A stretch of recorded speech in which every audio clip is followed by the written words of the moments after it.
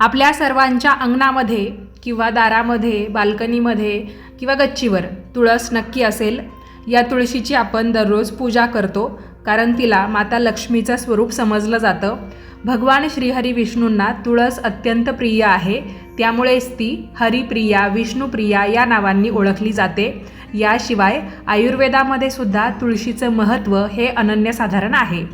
आपण दररोज सकाळी उठल्यानंतर अंघोळ झाली की सर्वप्रथम तुळशीची पूजा अवश्य करायला हवी. एकतर आपण आपल्या दिवसाची सुरुवात सूर्यनारायणांना अर्घ्य देऊन केली पाहिजे.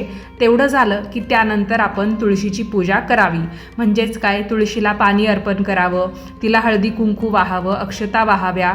त्याचबरोबर दररोज संध्याकाळी आपण तुळशीमध्ये तुपाचा दिवा हा लावला पाहिजे.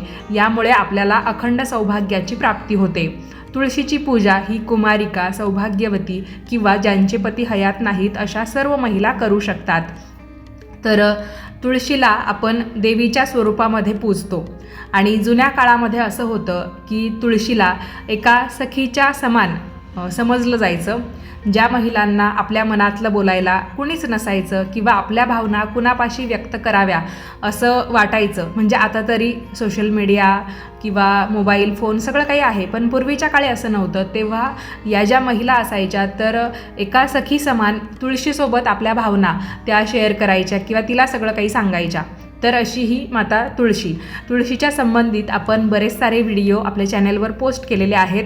हा व्हिडिओ करण्यामागचा उद्देश हाच की बऱ्याच वेळा तुमच्यापैकी बऱ्याच जणांच्या कमेंट्स येतात की तुळस ही जास्त दिवस टिकण्यासाठी काय करावं, लवकरच आमची तुळस जी आहे ती खराब होऊन जाते.